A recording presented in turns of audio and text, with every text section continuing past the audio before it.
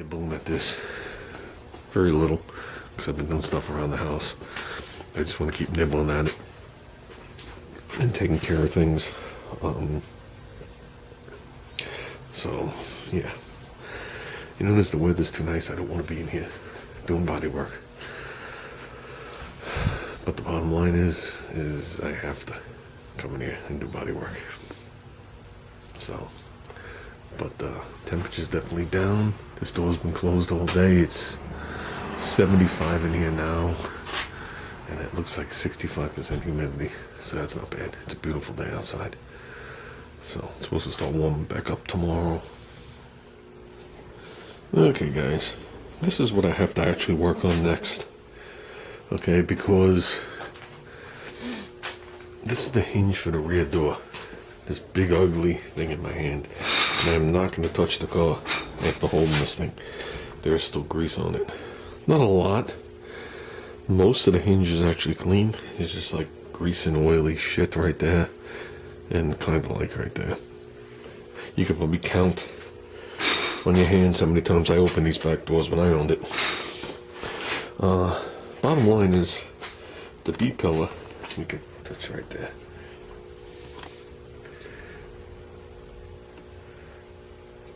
I don't think the door's gonna say. The B pillar has been sanded and etched where it goes. Okay, it appears like there's two hinges. Let's close this up. It appears like there's two hinges because there kind of is, and then there's one. Okay. This is the left, has the L on it. I don't have the right one off anyway. But what I did do is, as you can see, the drill hole there. There's a drill hole there. Drill hole there. There. And there.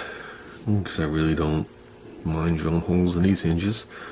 In reality, if this was a really nice restoration, you could drill the holes in there.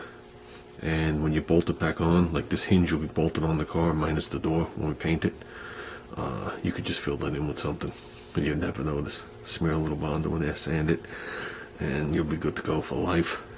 You'll never pick up on it. We're not going to do that.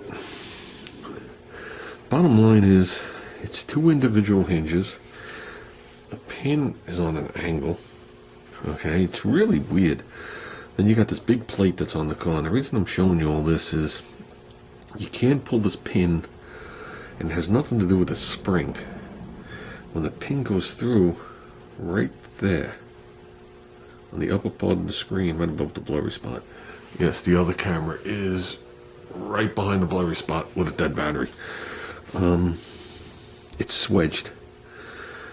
Basically, this pin is knurled into this hinge up here. There's a bushing here. Okay. It just floats through here, so there's no support here. Then there's a bushing here, and then a bushing down there.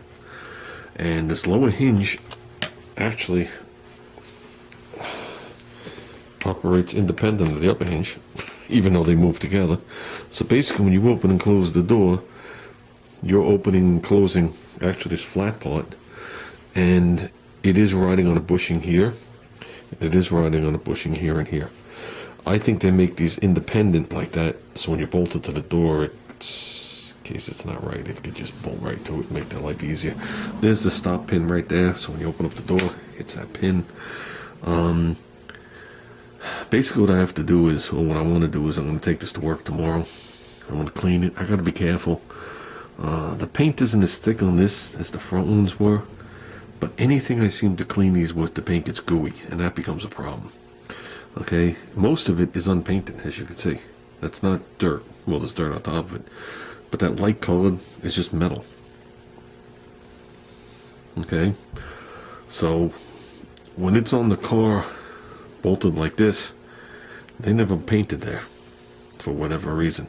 Oh, I know the reason. The door overhangs right away. You don't see this. This sits right up against the lip of your door. Okay, where the door meets the front door. So the front door, this would be where the gap is. So when I bolt this to the door, this gets covered. That's why it's not painted. So basically what I'd like to do is, I'd like to clean this thing.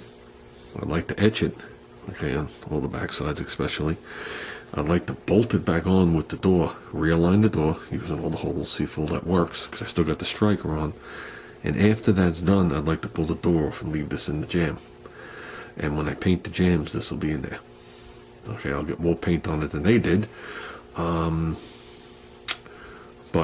the key is, from what I could see, is to have it in a closed position. Because if it's in the closed position, I get all over here. If it's in the open position, I'm going to have a hard time getting the back. So, I mean, if worst comes to worst, and it doesn't work out, I can just put paper all around it, mask it off, and have Junior go in there with the airbrush. And just do whatever color the jams are going to be. But, so we have to do that. That was one of the last things that I stopped on with everything else I had to take care of. So this is something I can't avoid anymore. Plus it has grease on it. I can't touch the car after touching this. So I should really have gloves on now, but I'm not really working on the car. I just gotta make sure I don't bump into this car. I'm not exactly sure what to use on this. Carburetor cleaner is a no-no. It makes the paint gooey. Brake cleaner is a no-no. Lacquer thin is a no-no. Purple power is a no-no. None of it takes the paint off. It just gooeys it. So that just means that the areas where you could reach easily are good, and then when you get to the sides, it's all gooeyed and lumped, and that looks like total shit. I mean, there's going to be things on this car that are just basic and generic, and things I made mistakes on, obviously. But stuff like that, I can avoid it. I'm not going to deal with it. Most people just wipe these things down and shoot paint on them, and you watch the paint peel a couple of years later. So I'm just trying to do a little better than that.